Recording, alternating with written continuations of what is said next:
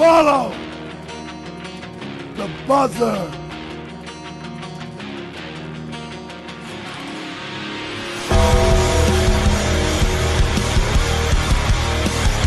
Rest in peace.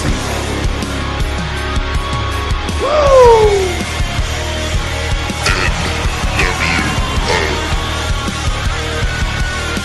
The best there is, the best there was, and the best ever will be. What you gonna do, brother?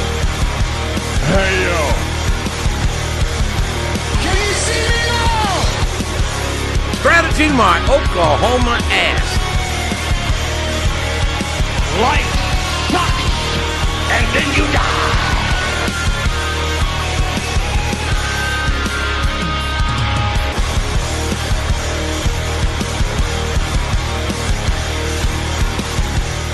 Welcome to the JM Report. I'm your host, IAmGoodOlJM, and this is episode 41, coming to you from the CSB studios in Tampa, Florida, the birthplace of pro wrestling.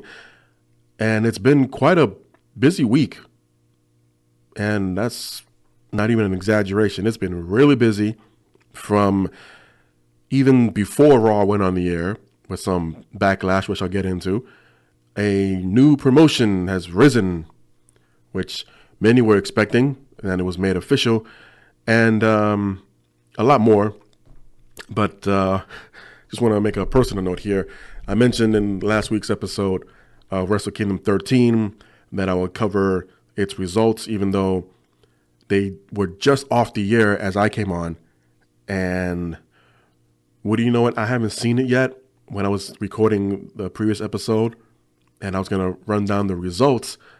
And subconsciously, I was thinking, you know what? I haven't seen it yet, and me reading the results won't have the same impact as if I was watching it live, obviously. You know, going back to the days of pre-taped Raws and the rare pre-taped Nitros. Yeah, it's true. They weren't live every single week, especially on a major holiday. So, with that said, I completely went numb on the topic last time, and they didn't even mention it ever again. So I apologize for that. So what I'm going to do here along the line is go over the results and leading into what happened this past Tuesday in Jacksonville, Florida, with All Elite Wrestling, as they have become a new professional wrestling promotion in North America, well, United States to be specific. But I'm sure eventually, once successful, they will travel around the country, and I dare say around the world, to let their presence known, because there was a lot of buzz leading into it. There was even more buzz after the fact. So I'll get into that as well, plus the Raw and Smackdown review. As I mentioned, the show, even before the show, or Raw that is, went on the air, there was so much backlash about Hulk Hogan being announced over the weekend.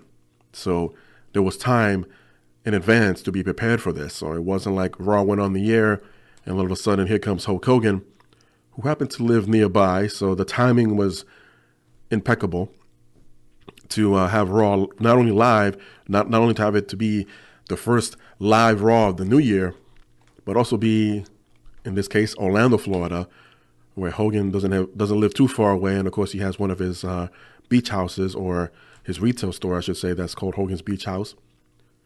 And he was asked, no report as far as exactly when, who reached out to who. We can all take a wild guess.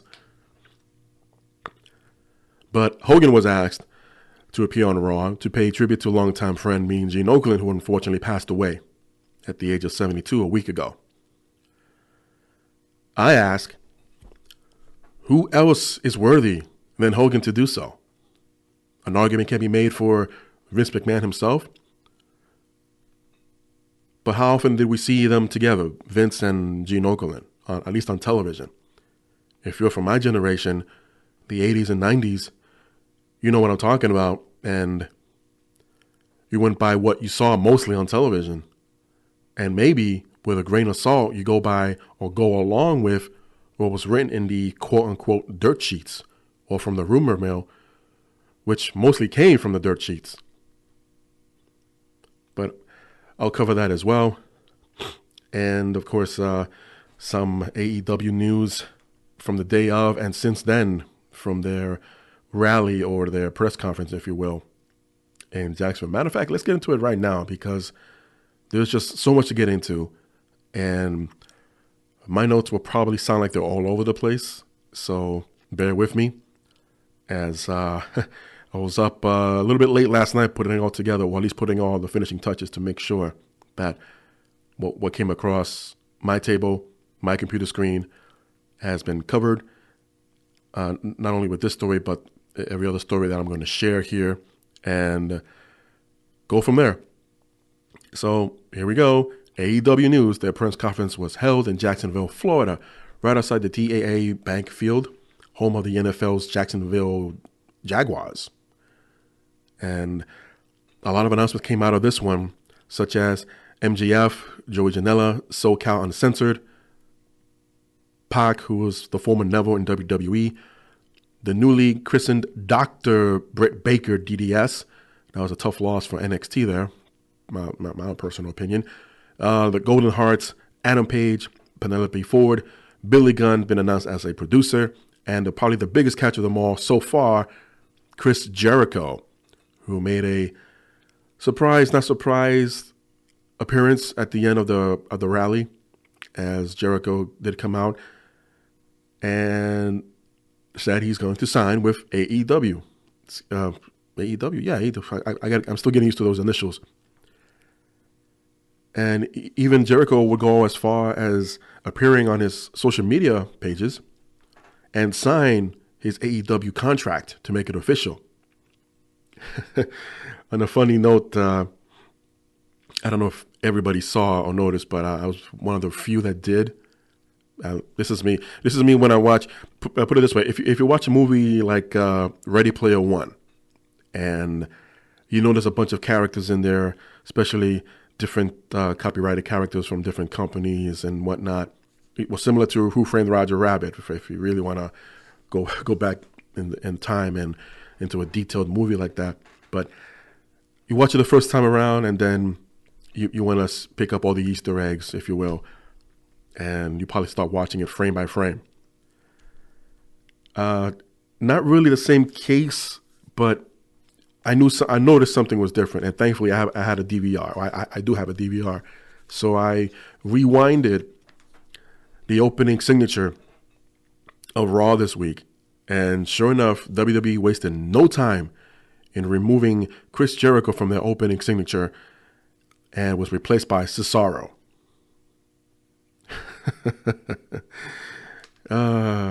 And others obviously picked up on it, and they took a screenshot, and it was shared all over social media.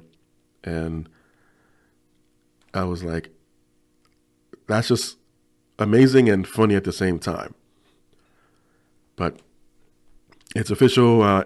Chris Jericho signing with presumably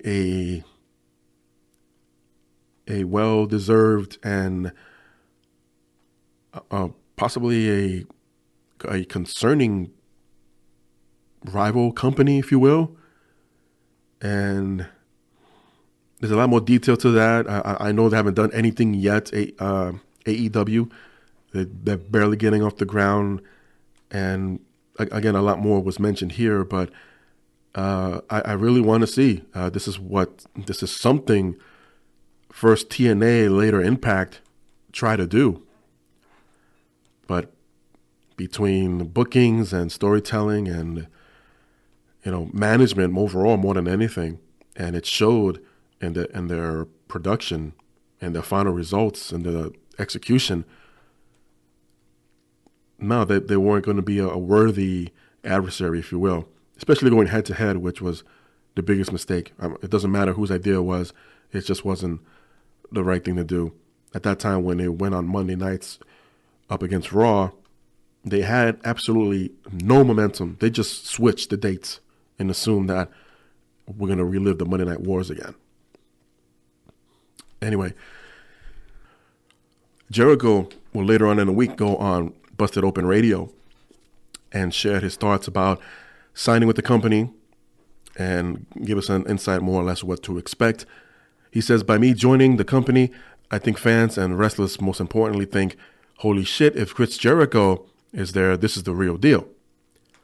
And he also touched base a little bit upon the ongoing TV deals and negotiations that's still yet to be officially announced. But the television deals that are being talked about, once again, nothing is set in stone. But if it's one of the three that I know people will go, okay, this is the real deal. So again, it's ongoing. TV deals are probably one of the most difficult ones to land. You can open a company all you want. You can have all the players and production crew, audio, video, lighting, all of that in play. But if you're trying to sell it to a television network or a marketing studio, if you will, kind of like what, if you remember a few years ago, WWE was selling around Legends House, and nobody wanted it. Nobody wanted it, so it just sat on the shelves for a couple of years before their network eventually launched, and it finally saw the light of day. I believe XWF, Hulk Hogan's little promotion there, after WCW closed, didn't really. I don't think they were trying to go for a TV deal. Eventually, they would have, because there was so much talent on that roster, and they all left to join WWE eventually, or at least the majority of them did. And it would not have made any sense to start airing those episodes of XWF while you got that same talent jumping over to WWE or the WWF at the time. And just make the fans really confusing. You know, are they working for both companies? Is this kind of another cross promotion like they did with ECW? Who knows? But XWF, not all of them, but some of the episodes were finally released on a DVD box set, a real small one. I think it's about maybe 4 or 5 discs. I mean, I seen it. I never purchased it. But it'd be interesting to go back and see what could have been. And they too had interesting matchups and during that company's small, short run. But they're on YouTube, some of the matches, some of the broadcasting. So at least they've had some kind of following. But as far as AEW goes, still no word on an official TV deal, whether it's going to be with Time Warner or Turner Network or whomever. Jericho talking about the big three. Well, I don't think they're looking for a primetime spot on national television, such as ABC or NBC. Not that it's not possible, but they're not there yet. You know, they need to build their fan base and the television audience as well. I mean, more the TV-based fans than their already loyal, building up fans, besides the ones that showed up at the rally in Jacksonville. But it's a slow process for now, and a lot's going to happen between now and May 25th, which I'll get into in a little bit. So that's, for some of you, I know I would include myself in that little group. Let's just have a little bit of patience, and I know we're all anxious to see the very first show of AEW, but the time will tell. Now here's a bit of still with AEW news, but this is related. But according to the Pro Wrestling Sheets, fans who attended, not many, but fans who attended the rally for AEW were also attending the very same night's WWE Smackdown. Other fans who didn't show up at the rally were able to still purchase AEW merchandise. So all those fans were turned away by security at the door. They were told to leave. 2 of the men that were asked to leave were actually employees of Pro Wrestling Tees, and with a member of security telling the box office or the ticket office not to let them in courtesy of them wearing AEW merchandise. And this comes hours after the Double or Nothing rally that was just held not too far away in Jacksonville, in the same time that SmackDown was being held, which served as a big kickoff event for the new promotion. However, security would shortly change up the rules and allow fans wearing AEW merchandise to come into the arena. No word from WWE regarding this, but what a dick move. I mean, if this was a security and only security call from this arena, who are they to make such a call? I mean, was there a pre-meeting before the doors open with all security personnel that's not employed by WWE, and put the word out, hey, anyone wearing or carrying around these initials, they are not allowed in the building. You know, this coming from the same company for many times, for many years, have said, you know, we believe in freedom of speech. We believe in our fans expressing themselves and blah, blah, blah. Of course, it makes, from a business standpoint, I understand that. Why would you acknowledge the other guys or the other team, or in this case, the other company?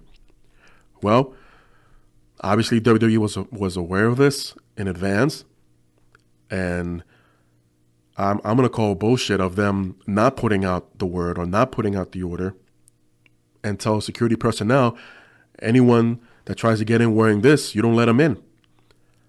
And there must have been some kind of uproar, or someone finally got their heads out of their ass and say, you know what, this would not be a good PR move, and it's going to make us look bitter any more than you already are. And who are you, WWE, to tell wrestling fans, whether they're yours or not, of what to wear to a show that they paid for, that they would go and express themselves, the very same terminologies you use in your little public statements when you acknowledge that we haven't been doing a good job for you? We appreciate you mentioning that, because we've been saying it for years. How many times have you seen or have gone? I know I have. I've done this. I've attended Tropicana Field to watch the Tampa Bay Rays play the Yankees.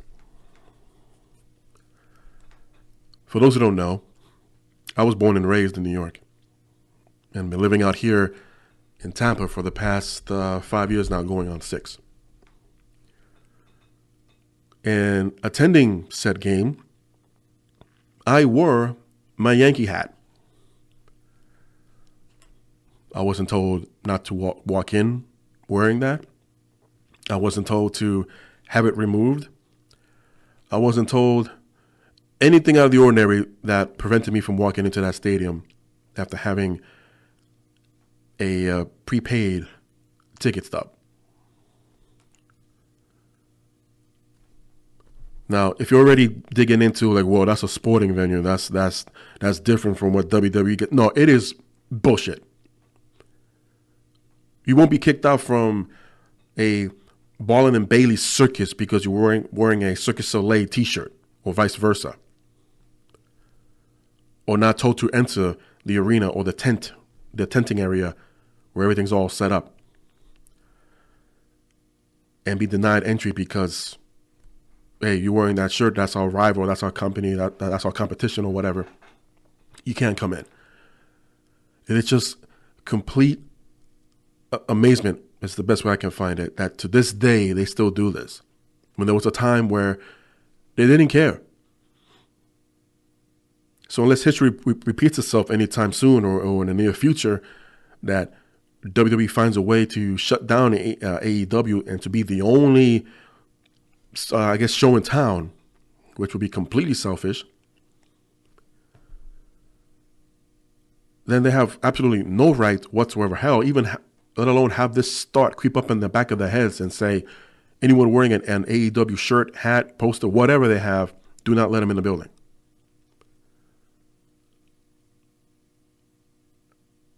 According to these reports, and there were a few social media videos that were posted, at no point were the fans that were asked to leave at first. to have the option to, okay, well, let me buy a WWE shirt and I'll wear that. Like, no, you need to leave. Later on, you see a different video posted of the same, I believe it was the same guy who was offering to buy a new shirt and asked, well, hey, you know, that guy's going in with an AEW shirt. What's going on? And he just came back from his car changing shirts. It's like, oh, no, the security officer said, oh, well, we're letting him in now. And the guy in the video was like, oh, so I went through all that trouble for nothing. And that was just a matter of minutes. I mean, how long does it take to walk from from one of the main gates to the parking lot? And you might have parked somewhere in the middle and walk back. You have what, 10, 15, 20 minutes? That was a waste of time.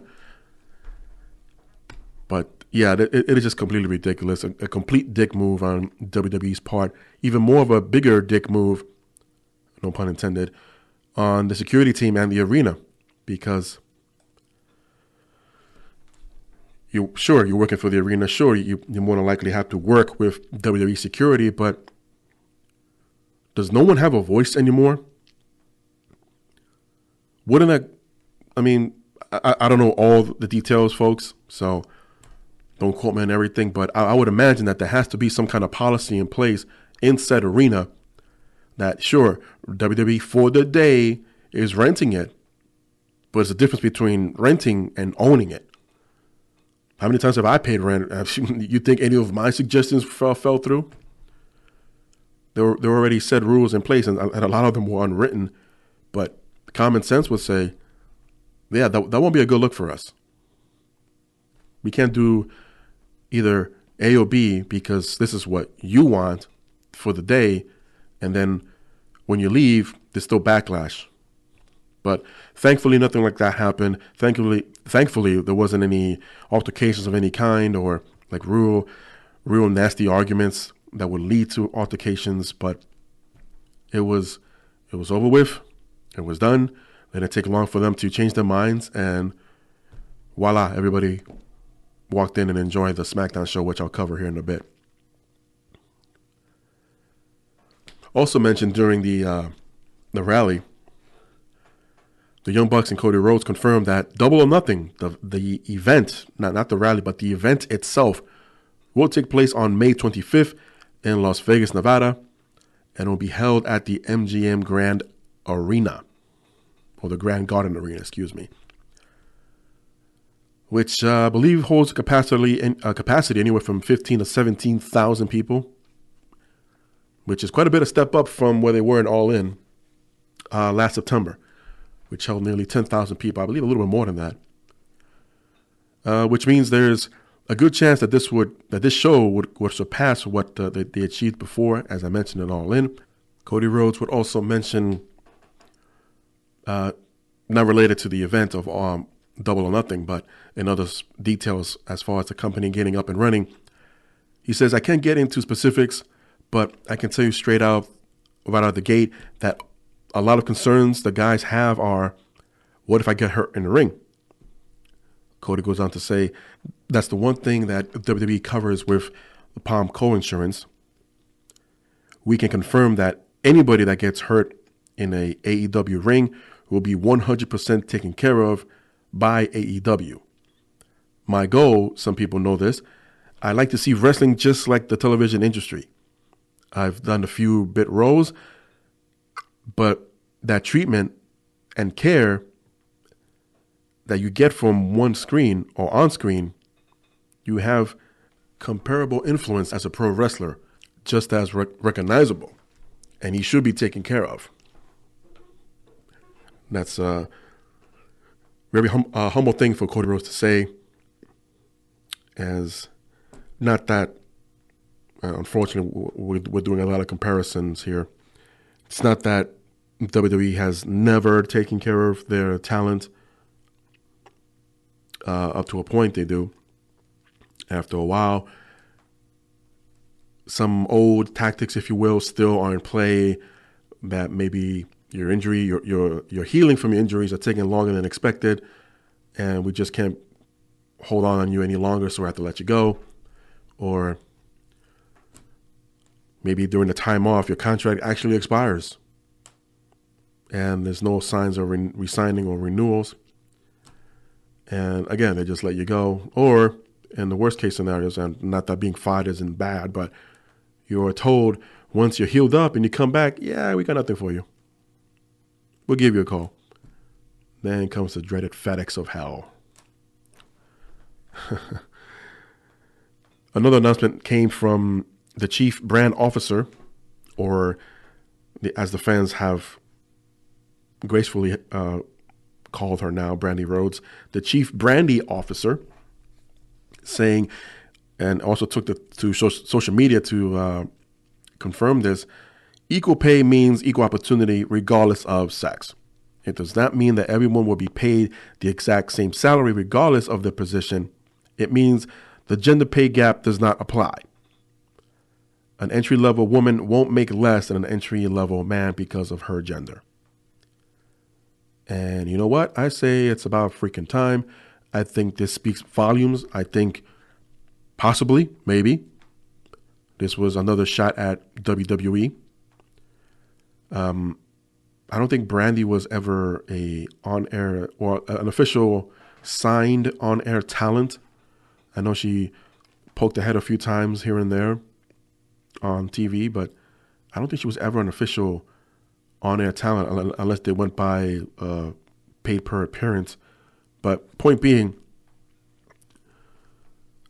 between her and her husband Cody, they picked up a lot of knowledge and know what the insides are like in working a company as big as WWE, and take some of that knowledge and more and say, hey, we can do this with our own company. We can open up our own brand, and everything we found wrong or everything we found disappointing or upset us from this company, we would not do for our company.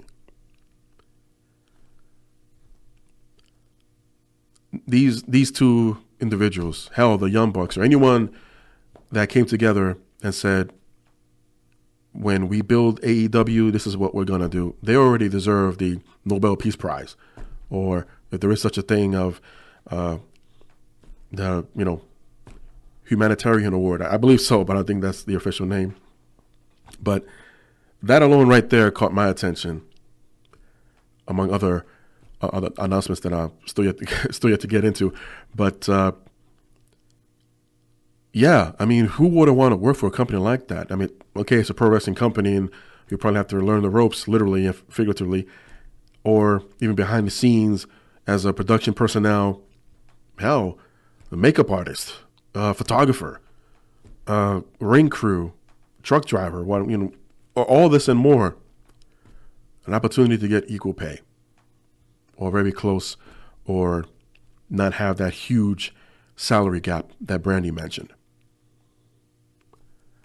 Who wouldn't want to work for a company like that? Hell, I may put in my resume. It will be a hell of a drive from here to Jacksonville, but you know what? I think it'll be worth it. And after a while, I don't know, maybe get my own bus. But I'm getting ahead of myself. Prior to AEW's prep rally, or All or Nothing rally, press conference, Impact Wrestling is open to work with AEW, as Impact Wrestling President Ed Nordholm shared the following on Monday before the rally. And he says, it's the world in which we would welcome an opportunity to work with Ring of Honor. It's a world in which we would welcome an opportunity to work with New Japan.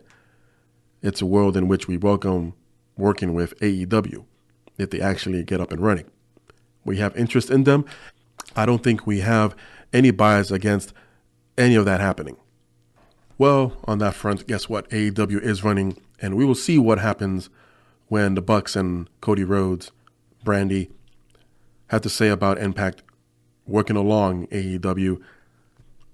An opportunity to cross over, and this is, again, there's more details to share here, so hopefully I'm not jumping the gun too much, but an open opportunity as far as a pro wrestling company goes and their point of view and others to cross that imaginary line. There was a time, believe it or not, folks, especially in the old NWA days, talent can jump from one promotion to another as long as you stay within the territory. And eventually you would jump to other territories within the NWA, of course. And this happened during the time before Vince McMahon Jr. decided to take over everything and merge all the territories into one, so to speak, even though, technically speaking, territories still exist. And it's more, not so much territories now, but the more regional. And with Impact Wrestling running from, I would say around Atlanta or the Carolinas, heading towards Tennessee, all the way down south to Texas, Louisiana, Mississippi, all those states. Of course, you got the Northeast, WWE. I guess it's safe to say that AEW's home base will be Jacksonville for now until they come up with their own hometown, or not hometown, but a home base of operations, and go from there. But again, there's a little bit more to it in this. But again, what a great opportunity to jump these imaginary lines and have talent come to and from, even if it's a one-off for the night, and the talent can return to their respective countries of their promotion. It's possible here. And with that said, one company not working with AEW is New Japan Pro Wrestling, according to Dave Meltzer. As he says, New Japan has made the decision that they are going to work with Ring of Honor. And at least for right now, they are not going to work with All Elite, which is really interesting dynamic, because I know that even as of late, the past couple of days, All Elite was kind of thinking that, maybe Kenny Omega would work for New Japan and All Elite both, and they would be able to. Elite wanted to keep their talent working in New Japan and wanted to partner with New Japan on events, and that's not going to happen, at least for right now. Who knows what happens in the near future, but that's the thing right now, and that may have caused Kenny Omega. Speaking of Kenny Omega, according to Tokyo Sports, Kenny Omega's time with New Japan Pro Wrestling has come to an end. The now former IWGP Heavyweight Champion lost his belt at Wrestle Kingdom. Well, there you go. Here's one result for you. I'll cover it in a little while. Lost his championship at Wrestle Kingdom 13 earlier this week, and it appears to be his final match with the company. The outlet says that he will either be signing with All Elite Wrestling or WWE, although a decision has not been made officially. But his contract doesn't expire with New Japan officially until January 31st, so there is no way between now and then that he can sign with anyone. Although Kenny Omega has made a statement: if I go to WWE, the fans there will be pleased. If I go to AEW, the fans there will be happy. I want to be in a place where I'm going to be happy. Either way, the future looks bright for Omega. The Cleaner has established himself as one of the best wrestlers in the world and has put some incredible matches. He told Tokyo Sports that his contract with New Japan Pro Wrestling is not over until the end of the month.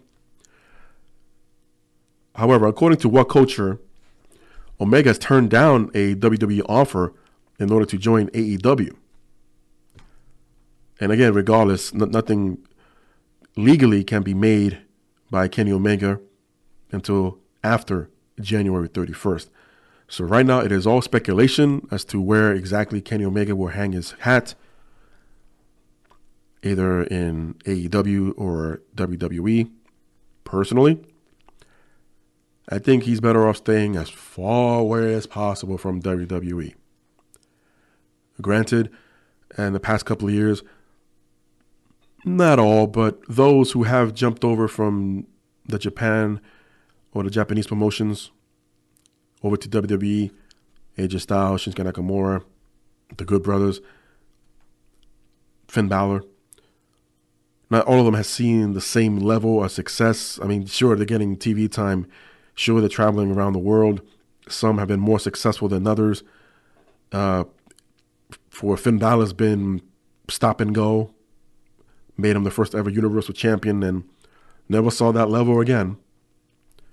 AJ Styles, of course, different story, a two-time WWE champion, but I think that's more so because of the the booking and the creative on the Smackdown side is way different than it is on Raw.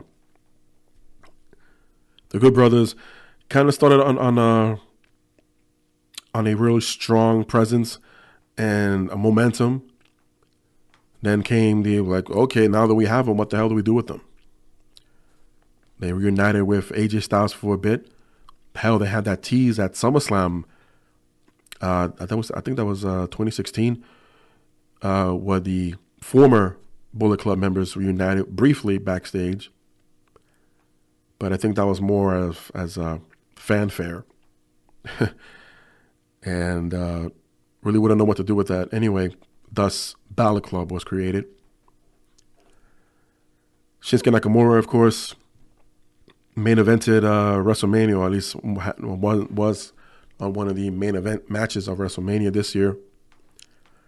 And it was predicted after Shinsuke and Styles especially debuting in WWE not too far apart from each other that eventually within a year or so they will be facing each other at WrestleMania. And I still feel they didn't put on the caliber or the level of match that they had between themselves in Japan, specifically at Wrestle Kingdom 10, I believe it was, for the heavyweight title.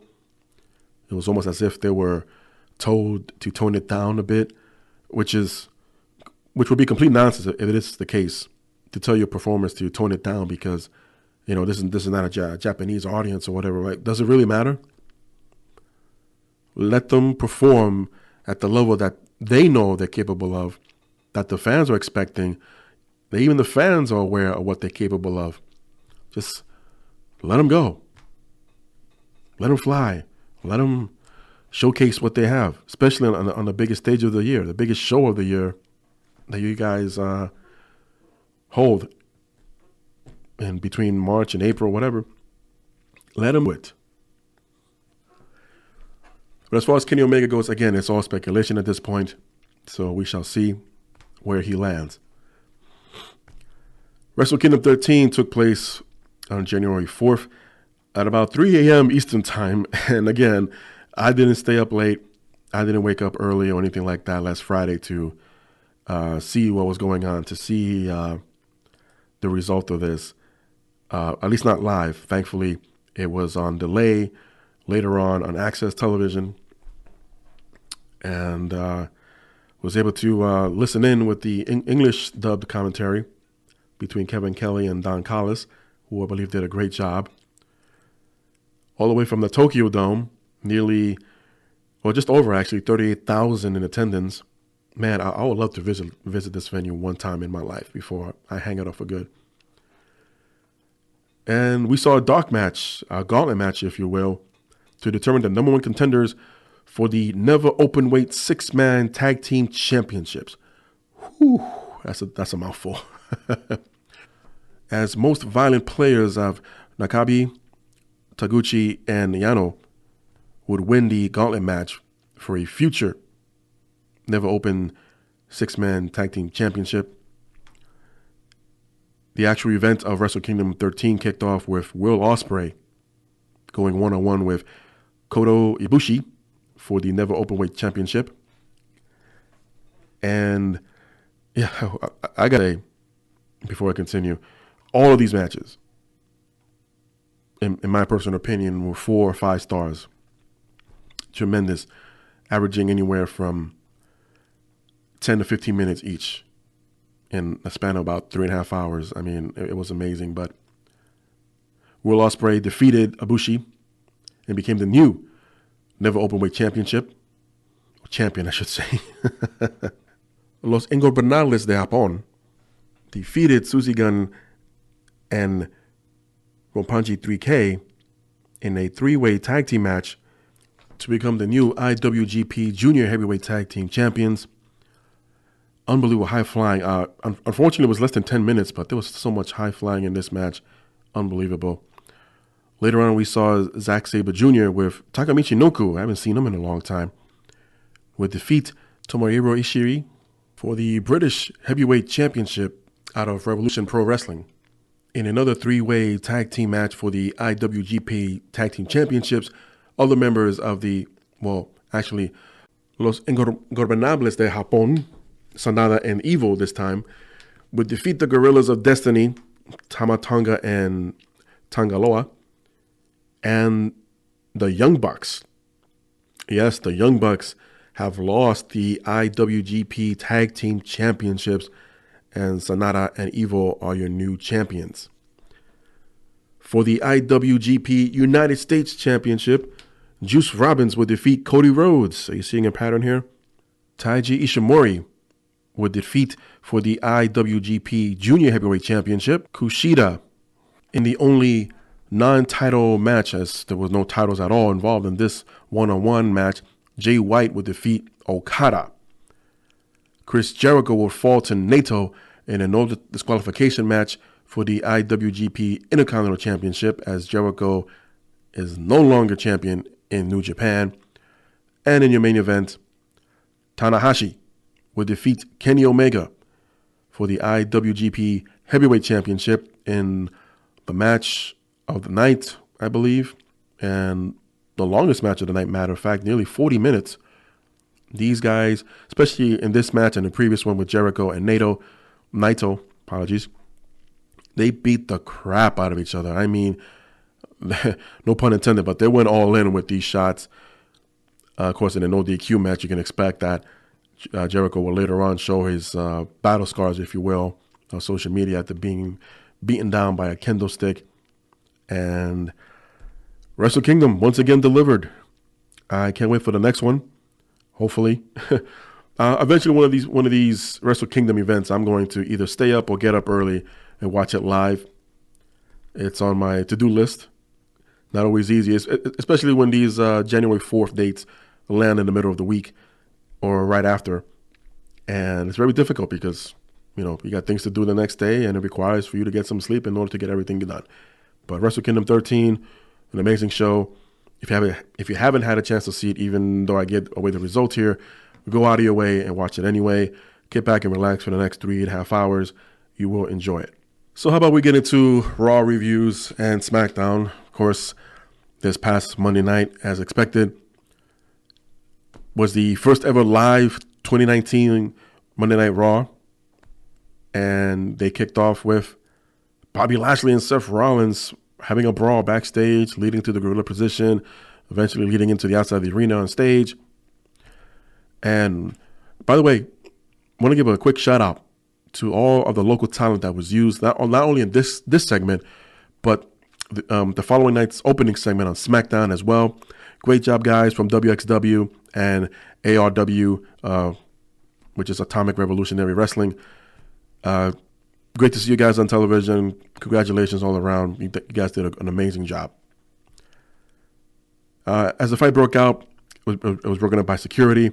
All of a sudden, John Cena just walks right out as if nothing happened. And he says that he was entering the Royal Rumble.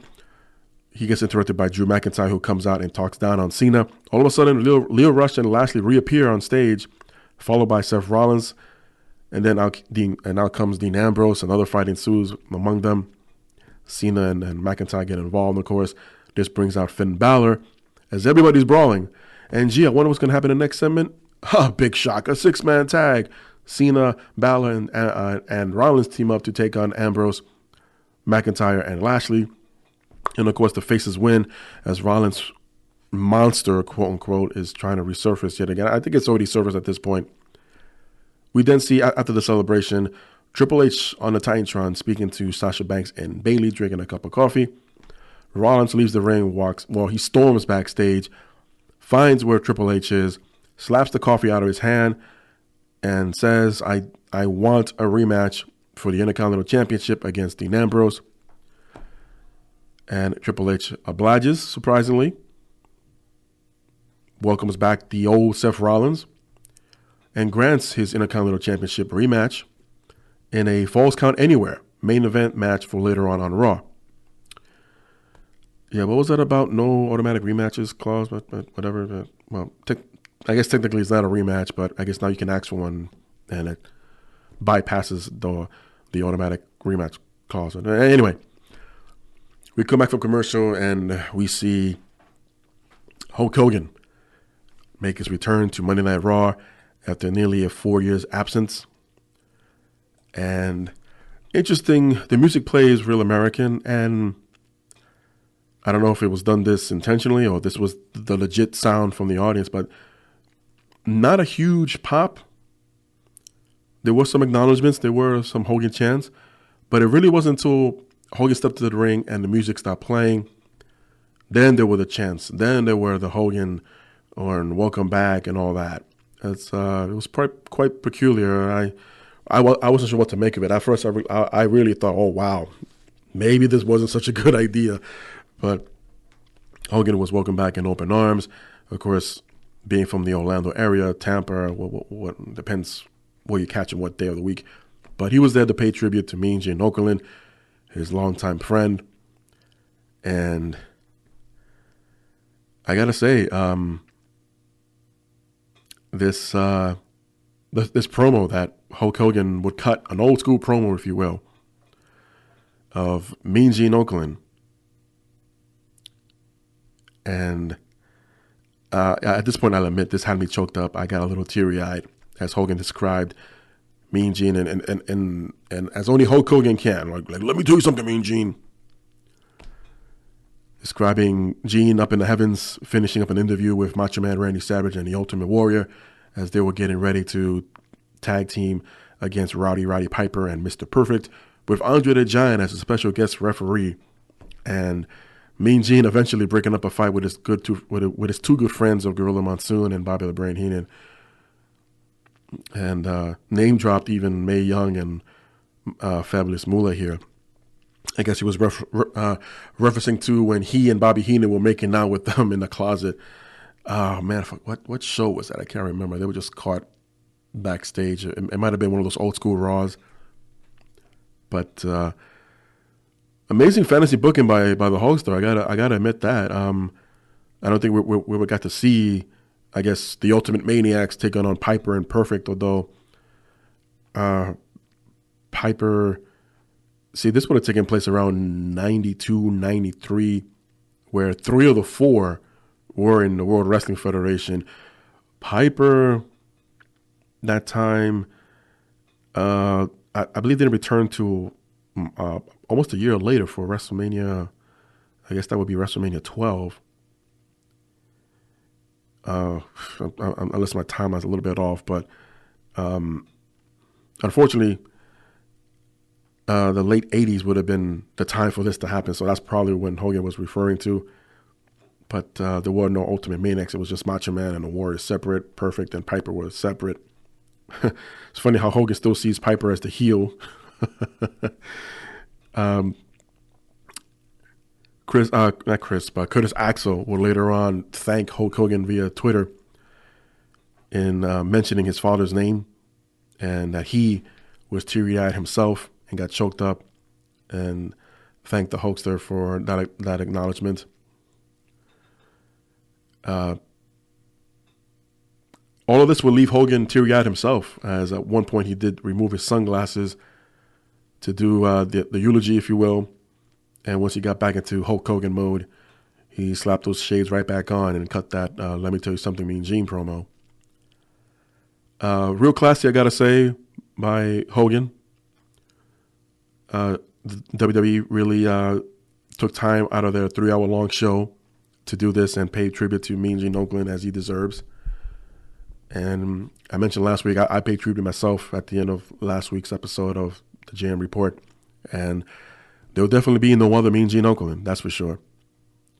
You know, he'll be missed, and others can come close, but there's only one Mean Gene Okerund. Unfortunately, no Ric Flair. It was mentioned, at least through social media, that Ric Flair will make an an appearance on Monday Night Raw to also pay tribute to Mean Gene Okerund. I don't know what happened. There were not any reports of Ric Flair not appearing on Raw this week. It was just interesting to say the least that didn't happen, but more so of why. It just didn't make any sense to me, but no reports on that front. We will get into a lumberjack match for the Raw Tag Team Championships as Bobby Roode and Chad Gable will retain against the Revival as Gable pinned dash Wilder for the win. However, Wilder's foot was underneath the rope, but the referee did not see it.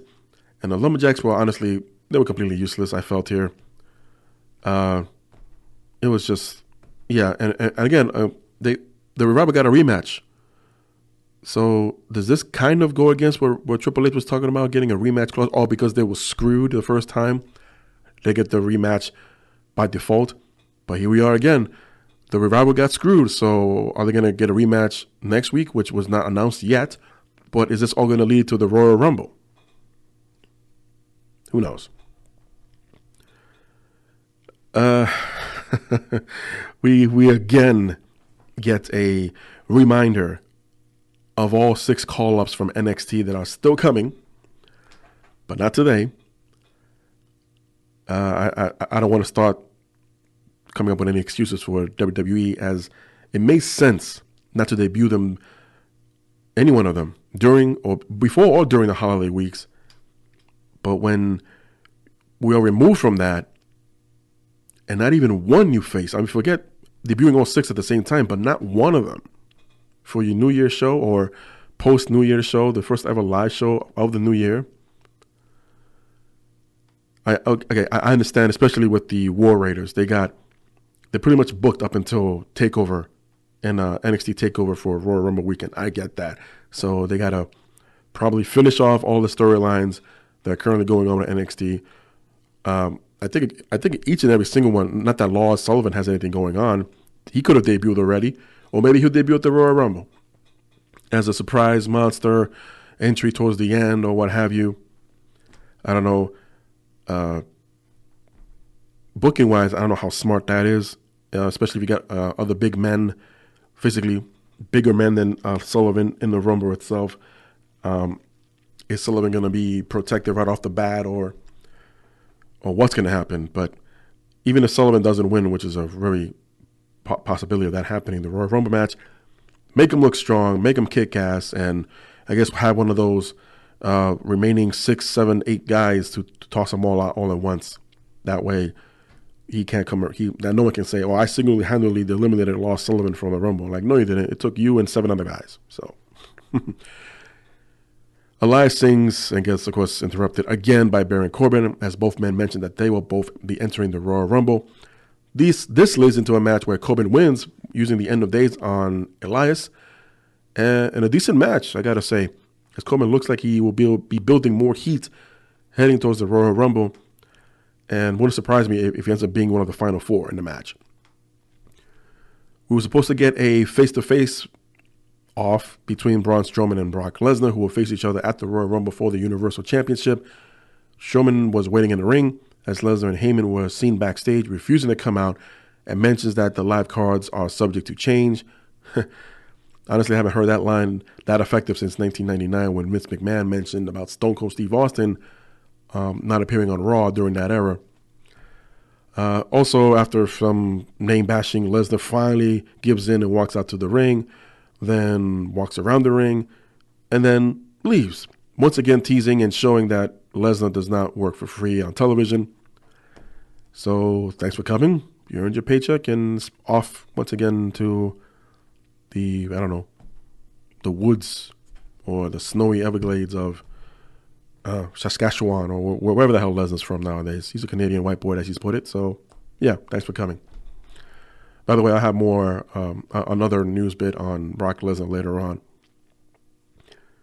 In a mixed match, tag team match, we saw Jinder Mahal teaming up with Alicia Fox as they took on Apollo Crews and Ember Moon. Short match, but to the point, as the babyfaces win after Ember Moon hits an Eclipse on Fox. And that was the end of that. We got to see the debut of A Moment with Bliss, hosted by Alexa Bliss, and her first guest was WWE Raw Women's Champion Ronda Rousey, saying that she wants a challenge for a championship. Of course, this brings out Nia Jax along with Tamina, asking for a rematch. Does anybody listen to The Boss anymore, how rematches work? Or is it just me? Automatic rematches just don't apply anymore. But, okay, after this show, I'm done with the rematch nonsense. And then this brings out Sasha Banks with Bayley. Sasha Banks claims that she should be the one to take on Ronda Rousey. All of a sudden, they decide to put themselves in the match with no, well, technically there is no authority figure anymore on television, so I guess the inmates are running the asylum as Sasha Banks challenged Nia Jax to a match right there and there, where the winner would take on Ronda Rousey at the Rumble for the Raw Women's title. So guess what happens? We get the match between Sasha Banks and Nia Jax. Nia Jax will tap out to Sasha's bank statement, and next thing you know, we're getting a graph. Official. Sasha Banks takes on Nia Jax for the Raw Women's title at the Royal Rumble. Hindsight, yeah, I'm looking forward to this match. It'll be very, very interesting, as once again, Ronda Rousey will be taking on a submission expert, if you will, or a specialist, as both individuals have similar armbar submission holds. And and the way she bumps around, I can only imagine if it's played into the cards right. If Ronda can toss around Sasha Banks, and the way Sasha bumps, you think she's broken into a billion pieces and her bones turn to dust. But either way, it should be a very good match. Although I'm still skeptical about how the ending will turn out. But we're still about 3 weeks away. And then we get to the main event for the Intercontinental Championship in the Falls Count Anywhere match. Seth Rollins takes on champion Dean Ambrose. This truly was Falls Count Anywhere, as they were all over the place, from backstage to catering, gorilla position in the audience, and the garage area, everywhere. So after a stomp to Ambrose, Lashley would reappear and pulls Seth Rollins out of the ring, because since it's Falls Count Anywhere, no disqualifications. And then after a beatdown, Lashley would throw back Rollins into the ring, and Rollins and Ambrose would get the pinfall and retain the Intercontinental Championship. You know what? I miss the original rules of pinfalls or Falls Count Anywhere, because back then, once you pin the opponent anywhere in the building, he would then have 60 seconds to get back into the ring. Otherwise, you win the match. But, oh well, everything's timed down to the wire nowadays. So Lashley and Leo Rush beat down Rollins a little bit more, throws him back into the ring, where Ambrose would pin him to retain the title, as I mentioned. And does Seth Rollins want any more rematches here? Because seemingly the angle or the feud is with Bobby Lashley now. So they're trying to move away from any former Shield members going at each other. And as the show goes off the air, we see Lashley throw or put Seth Rollins through a table, thus closing the show for the week. Over on Smackdown, Daniel Bryan opens up the show by putting down the fans by them eating and buying fatty foods and WWE merchandise. And by the way, I mentioned this earlier with the our local talent being used. That was a hell of a way to sell a hot dog to the eye. That was awesome. Anyone notice that? Just not sure we got mustard in there too, but yeah, he sold it like a champ. He walks out to the arena and then gets near ringside, only to be jumped by R-Truth, and this leads into a match with Daniel Bryan. Of course, Bryan wins. Bryan leaves the ringside area heading towards the staging entrance, and to be jumped again, only this time by AJ Styles. As a fight breaks out, Bryan runs away, and AJ Styles is taken backstage. Funny how when Bryan was attacked by Styles, he dropped the WWE Championship and it was left on stage and would remain there during the entrances of our next match here, a tag team match, as we saw Rey Mysterio followed by Mustafa Ali. And in the background, you see the championship just still laying on the ground there.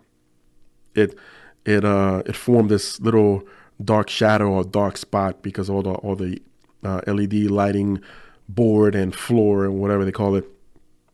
It just stood out like a sore thumb. And it's like, so is anybody ever going to pick up the WWE Championship that's just laying there? Oh, we're just going to wait to commercial and just quietly walk out of there. But anyway, they will team up to take on Andrade Cien Almas and Samoa Joe in a great, great tag team match. I mean, wow. These guys really shine. Mysterio still got it. And Almas would pin Rey Mysterio after a hammerlock DDT for the win. You got to see this guys, man. You got to see this match, guys.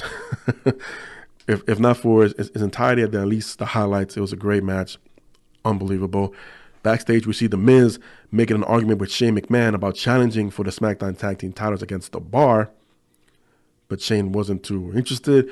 We then get to see Rusev cut a promo on how bad he felt when Lana got hurt a week ago, or technically 2 weeks ago, when he super kicked Shinsuke Nakamura when Lana jumped on his back and Rusev did not realize that Lana was helping him, and she took a, kayfabe, took a bad bump, and Lana was hurt.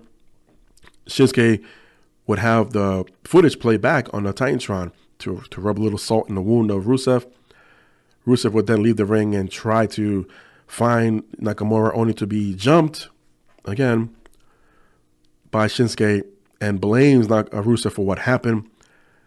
And Nakamura just leaves Rusev laid out and leaves. We then see the Usos and the Bar in a non-title match. If the Usos win, they will have a future title match. Again, Triple H, is this the compromise for automatic rematch? Okay, I'm done. In hindsight, it's not really a rematch, but they are having a rematch in order to get a rematch. Only that time will be for the titles. Anyway, again, another awesome match here until the end, where we saw Mandy Rose in a towel walk out on stage and catch the attention of Jimmy Uso, who was on the apron. Cesaro would then hit the neutralizer on Jey Uso after knocking down Jimmy from the apron, and the Bar will get the win here.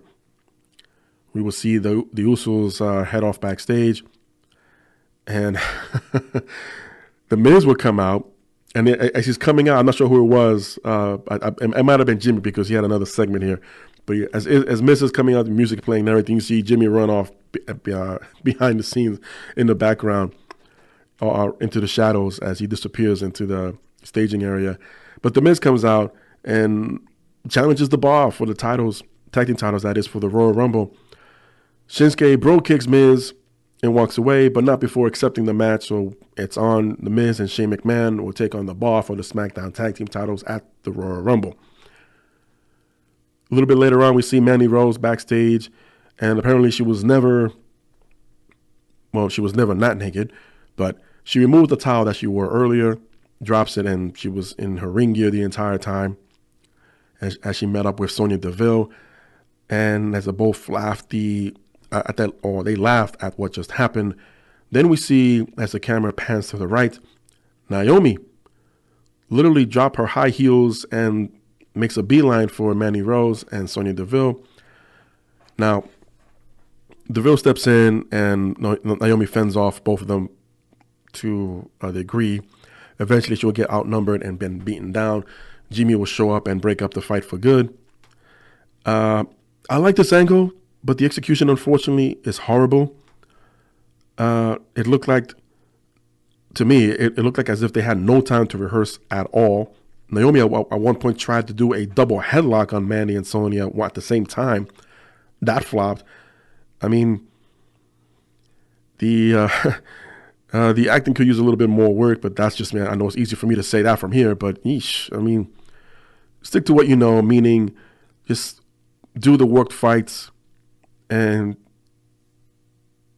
just get into it. I mean, why? It just looked like they were trying to ab lib here, and when Naomi was trying to fight off one member and focus on the other, it just didn't look believable. Go figure, right? In the kayfabe world, in the worked environment, but I'm just saying. We see Shane McMahon, that is, be confronted by The Miz, and Shane was upset for what he did in the ring with the Bar, but The Miz stands firm that it's a good idea, and they should challenge regardless for the tag team titles. So now I'm curious to see which attire, if Shane McMahon doesn't stick to his usual sweatpants and baseball jersey, but if Shane has actually picked out one of these suggested attires from a couple of weeks ago by The Miz, and maybe color coordinate or at least match outfits similar to Mizdow used to do. Damien Mizdow. We'll find out. We get a rematch of sorts from SummerSlam, except no title on the line, but rather to determine the number one contender for the SmackDown Women's title, as Carmella, Charlotte, and Becky Lynch took part in a triple threat match, and the winner will face Asuka at the Royal Rumble for the women's title. In another great match, I think much better than the SummerSlam match, but Becky will be the one to be victorious as she made Carmella tapped out to the disarmer. Asuka will walk out and have a face-to-face with Becky Lynch, and looks like the seeds are being planted a little bit here for of course, WrestleMania and leading to, for the Royal Rumble leading to WrestleMania. And at least I was one of the very few people to wonder, so what's the end game here? If we're expecting or hoping for a Becky Lynch Ronda Rousey match for WrestleMania, maybe it's not going to be for the title, or maybe it's going to be one of those champions versus champion matches that we should have gotten at Survivor Series, but then neither championship will be defended, and that's potentially two matches that would have been added to the WrestleMania card. So it's a bit interesting to say the least, and it would be one of those cross-promotional matches, SmackDown versus Raw, and at this point, it's definitely leaving a lot of fans with their head scratching and wondering, being curious, where is this all going to lead? And for all we know, I hope not, but knowing WWE, and I do not put anything past them, but it will not surprise me if we do not end up with Becky Lynch versus Ronda Rousey at WrestleMania. So that was your Raw and SmackDown review.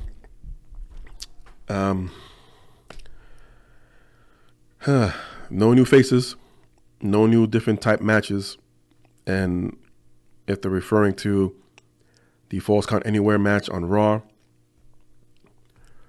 well, we haven't seen one in a while on Raw. So if that's what they were implying, then okay, then you'll accomplish that front. But no new faces, which is, I think, the biggest anticipation of everything that was quote unquote promised by the McMahon family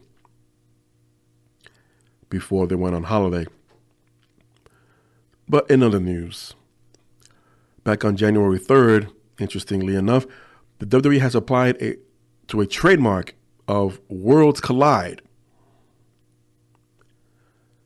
That and hashtag FTR, as it was seen on Raw this week on Dash Wilder's tights. And for those who don't know, and I had to remind myself about this, there was a bit of a Twitter war between the Revival and the Young Bucks, as the Bucks would eventually begin a hashtag of FTR, which, well, you know what? It's my show, and I never said it was children's show or TVMA or for mature audiences only. It's open forum, but the hashtag FTR stands for Fuck the Revival.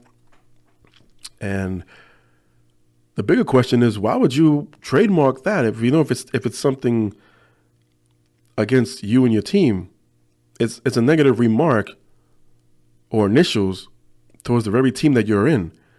Who you with? I'm the Revival. What's that stand for? Fuck the Revival. Huh? All this was done, according to a few sources, for wrestling purposes. I get the Worlds Collide portion of it, as that's been described usually when more than one promotion is involved in a big pay-per-view event, for example, or if they're planning on an NXT versus WWE kind of event, which it's not impossible, but to get to that point and put everything else on hold, I think will be a pain in the ass for them, but it is what it is.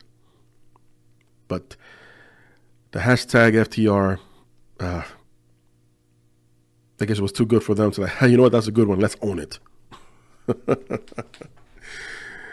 Can't wait for those shirts to come out. Let's see how many fans will be banned because they realize what it stands for, especially the F. It's some contract updating news here. Dave Meltzer reported on the Wrestling Observer. Kushida is heading to the WWE after he's done wrestling with New Japan at the end of the month, when he bids adieu to the company with a match against Tanahashi. Also, Meltzer says that Juice Robinson and Rocky Romero signed to a 3-year deal. And he goes on to say that I do not know the length of Chase Owens, but I know it's more than a year, and that it is possible that he also signed with a 3-year deal himself. Tanahashi has also signed for a multi-year deal. Meltzer also claims that Tanahashi's deal is also worth multi-year, about 3 years or more, saying that that we're not going to have this situation where every year they worry about that's what's going on. They're going to try to get this thing a lot more stabilized with long-term contracts, they being New Japan. Also stating that Kota Ibushi is not signed to anyone as he's working freelance, as he turned down everyone that has wanted to sign him, including WWE, which is true, hence why we got to see him at the original Cruiserweight Classic just a couple of years ago, which is always a must-watch when you want to relax and kick back and watch kick-ass wrestling. Rewatch the entire tournament of the Cruiserweight Classic. Also, Jordynne Grace has signed with Impact Wrestling, surprisingly, as she was, at least the last time I saw her was at All In back in September. Of course, she's been killing it with making the rounds on the independent circuit. And curious as to why she didn't decide, or maybe she wasn't approached, who knows, but just curious to know why AEW wasn't her final destination, if you will, as far as signing up with a big major company that AEW looks like will turn out to be. In a bit of unfortunate news, former WWF champion and Hall of Famer superstar Billy Graham, who is 75 years old right now, was taken to the emergency room this past week on Tuesday and was hospitalized, and it's been reported that he is battling pneumonia. Hopefully he gets well real soon. According to MMA Weekly, Brock Lesnar has yet to pay a fine that he would clear the path for him to return to mixed martial arts in early 2019. Lesnar would be eligible to return on January 8th of 2019 following his 6-month re-entry into the USADA testing program, but he has yet to pay his $250,000 fine that he is required in order to get back into the octagon. Brock has been mentioned to face Daniel Cormier for the UFC Heavyweight Championship, with some suggesting that the fight could go down at UFC 235 on March 2nd. Now, this is very interesting indeed. And right now at this point, it's up to, UFC doesn't have any booking committees, but they do have more of a championship committee to see who's deserving, who's worthy. But honestly, since Brock Lesnar's involved, all of that nonsense is thrown out the window and out the door, because it's all about attraction, and Lesnar is an attraction. How much of that he has remaining, at least on the UFC front, remains to be seen. But I believe once an official announcement is made, whether it's Lesnar himself taking on Daniel Cormier, or even if Lesnar takes on John Jones, and that match will determine the winner to take on Daniel Cormier for the UFC heavyweight title. Because I believe I mentioned this last time, Daniel Cormier made mention on or around March of this year, he's planning to retire. Maybe the March 2nd date, which again, at this point, it's just speculation, no official word as to exactly when Daniel Cormier would defend his title again. But it will make sense on this March 2nd date to be his final event and appearance for the UFC. So there's a lot of scenarios going on here. There's a lot of possibilities, a lot of combinations. Too bad there's no such thing as a triple threat match in the UFC. So time will tell. Lesnar seems to be doing well with his USADA testing programming, and as far as why he hasn't paid up yet for his fine, doesn't make any sense. He had all this time to pay it off. I really don't know what the thinking process is here, or it's just not priority for him right now. But either way, I'm pretty sure all of this will come to fruition, and we will see Lesnar back in UFC while still being under contract with the WWE. Batista has announced his new movie role for Dune, leading many to speculate on whether or not he will make his rumored appearance at WrestleMania 35. Originally, again, rumored to have a one-on-one match with Triple H ever since the confrontation, if you will, back at Smackdown 1000, where Triple H was reminded that he has never beaten Batista at WrestleMania, and also speculating and leading to some to worry about if Batista is to make an appearance at WrestleMania, how will this conflict with his filming schedule, as Dune is scheduled to begin production next month. Batista's been becoming very, very busy, similar to Dwayne Johnson, The Rock, and Hollywood on that front, and may not be as successful, but you know what? Batista here and there does have a huge blockbuster hit under his wing, and I think if they haven't already, Hollywood is taking notice. Pretty soon, we will have a major theatrical release as Batista's the lead role in whichever movie that would be. I understand he's still heavily trying to get Gears of War, the video game, into a movie adaptation, and that he wants to take part of it. Probably the lead role in that one, but we'll see. Time will tell as well as we move on here for the next couple of stories before I wrap it up. But CM Punk has filed a motion to dismiss Colt Cabana's lawsuit again. The motion suggests that Cabana didn't use allegations of fact in the lawsuit, which has already been amended after it was dismissed once, with the claim being that it won't hold up in court.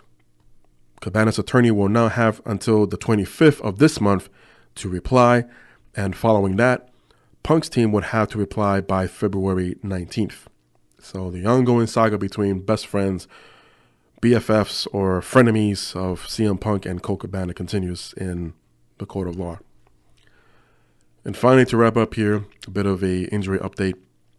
Eric Rowan seems to be nearly clear to return to the ring after a torn bicep injury in late August of last year, and has been seen at the Performance Center this week, matter of fact. And as far as his tag team partner goes, Luke Harper, who has been off television about the same time as Rowan going off the air after losing the tag team championships as well. Harper has had wrist surgery since then, but has been attending physical therapy and rehab, and both are hoping to have an in-ring return. I really hope for the best, because these two have been having an on and off again career, so to speak, in the past few years. And the Bludgeon Brothers, I thought, would have worked long term, seemed to be the dominant force in the tag team division, at least on SmackDown's front. They could have done something similar with AOP once they give them the titles, and now they disappeared. What the hell? But I think there should be, this is my personal thoughts on all this when it comes to booking and creative,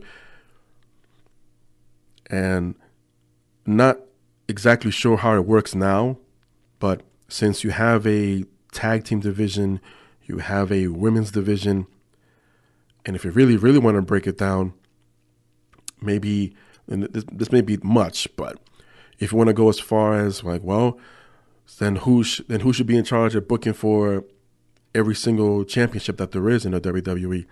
So in other words, have separate writing teams, have separate creative teams for each division, and focus on that instead of clashing and mixing and matching with other angles and storylines that's going on that has nothing to do with the tag team titles, let's say, has nothing to do with the women's division, has nothing to do with the main event.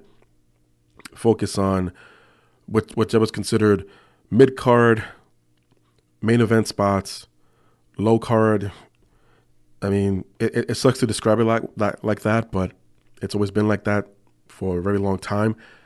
But I think focus on each separate creative team, and I guess the best way to describe it, when it comes time to a promotion for mid-carder to get to main event level, you write that in somehow, and off to the races with a new talent on the main event theme, or main event scene, I should say, and go from there. But I'm just fantasying booking about booking or fantasy booking about creative, but who knows?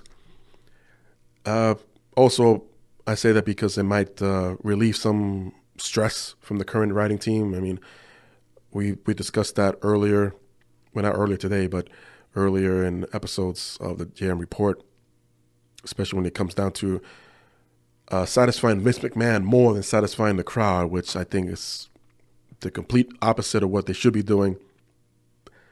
But you know what? It is what it is. And we're stuck with what we have for now. If change comes, I hope it comes real soon, along with these shakeups that have yet to be seen on television, but I'm not holding my breath at the same time. So with that said, everyone enjoy the weekend. I hope everyone's keeping nice and warm. The weather's been nothing but crazy all over the place. And thank you for joining me here on the JM Report. If you like what you've heard, leave a comment and like this, subscribe to my channel, and of course you can check down in the description of where else you can follow me on social media. Many and more bigger things are coming for the JM channel. So if you want to know who and what they are, stick around and follow me and join me on this journey. So until next time, everyone be good and behave.